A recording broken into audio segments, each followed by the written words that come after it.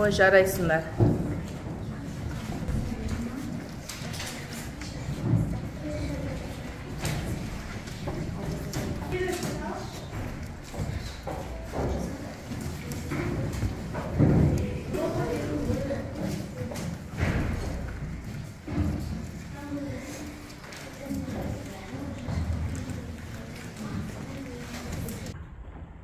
Ал балалар, біз қазір шынжырлы стикерлер ойынын ойнап бітірдік, балалар. Біз осы сұрақтардың барлығын өзіміз құрастырдық. Әрине бұл өткен сабақтағы Доспанбет Жыраудың шығармашылығына байланысты болды сұрақтар. Сұрақтарының барлығымен танысып шықтым.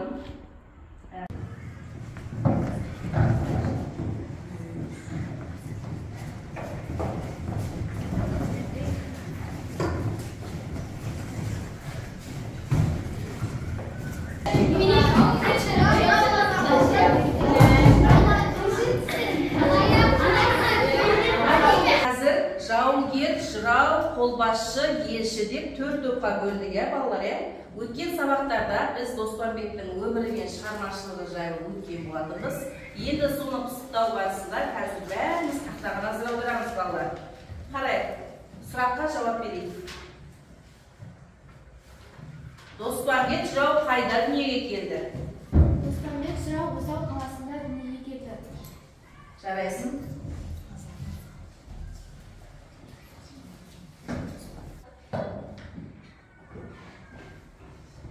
Доспанбет жырау өз заманында кім болды? Алдарын айтамын. Доспанбет жырау өз заманында қолбасшы, батыр, жырау және ауылын басқарып отырды.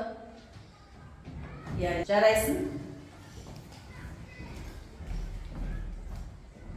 Келесі назар аударамыз. Енді сұрақ қиындай түседі, балалар. Толғауларында қандай өзекті мәселелер көтерілді? Кім айта алады екен?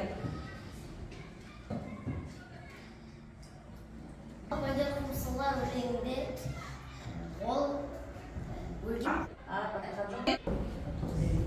Дем ұздай көбелер киген торы төбел деген сөздер кездеседі. Жарайсың. Келесі сұраққа назар аударамыз.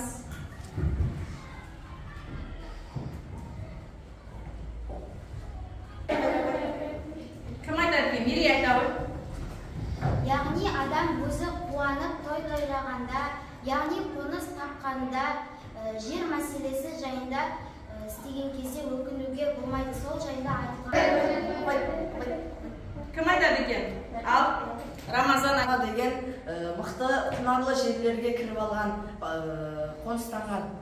Қазақтың ең шырайлы жерлеріне қоныстандырылды, ал келпілер қарайды. Келесі сұрақ. Доспанбет жырларын оқығанда қандай тарихи сөздерді кездестірдің? Кім айтады екен? Қолдарыңа, егер дұрыс жауап бере білсеңдер, қолдарыңа смайлик берем, балаларды білеміз. Айтамын.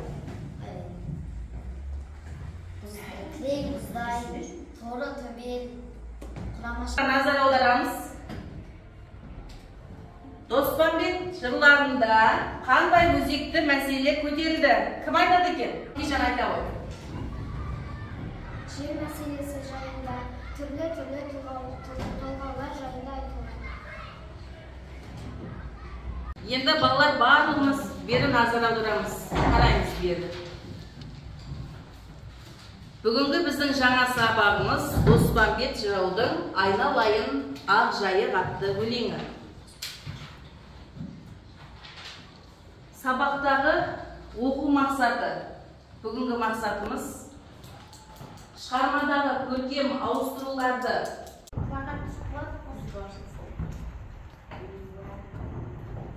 енді бүгінгі сабақта біз қандай мақсатқа қол жеткізуіміз керек? Қарайықшы тақтаға.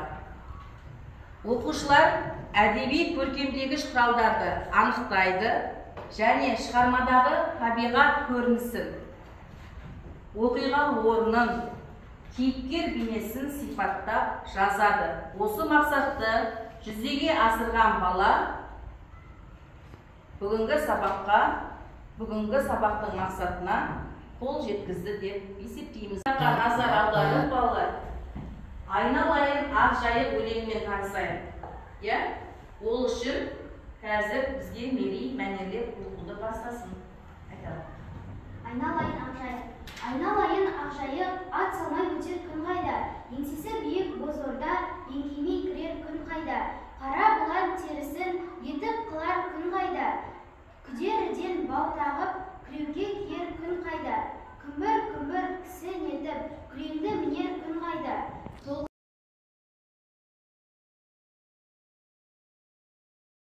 Кітапқа назар аударып, кім оқиды? Немесе оқыш күреңді, мәнерлеп. Екен балалар, барлығымыз тыңдаймыз. Жырдың тақырыбы не туралы? Әнел? Туған жер туралы, тектілік туралы, ерлік сағыныш туралы айтылған. Жарайсың. Ал идеясы не туралы деп ойлайсың өлеңнің? Ақжайық бойы қоныс қалған қазақ халқының еңсесі биік боз орда, еңкеймей кірер күн қайда. Бұл жерде тектілік жайлы айтылған. Дұрыс айтасың. Тағы жауап бар ма? Екінші топ, екінші жұп. Алты құлаш ақ назар, ұсынып шаншар күн қайда. Бұл жерде не туралы айтылған? Ерлік туралы айтылған. Жарайсың. Ал қолбасшы тобы. Кеңес сұрар күн қайда. Бұл жайында сөзге тоқтаған халқы жайында айтылған. Сөзге тоқтаған халықпыз, жарайсың. Келесі ал. Еділдің бойын жайлап, шалғына бие біз байлап, еркінді туралы айтылған. Еркін өскен халықпыз, Тағы да бар ма?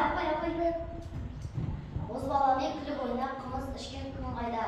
Ол достыққа беріп Халық екенімізді айтып көре. Ал балалар, енді үшінші тапсырма бойынша қазір қаншалықты көркемдегіш құралдарды таба білдіңдер, соны талдап көрейік. Ал айтамын. Қара құлан терісін етіп қылар күн қайда. Бұл шумағында эпитет көркемдегіш құралын пайдаланған. Күмбір кісін етіп күреңді мінер күн қайда шумағында метонимия қолданылған. Дұрыс айтасың. Келесі жауап. Ал жас. Жансел. Кет бұғайдай билерден кеңес сұрап күн қайда дейді. Бұл шумақта теңеу туралы айтылған. Ойбай, бұл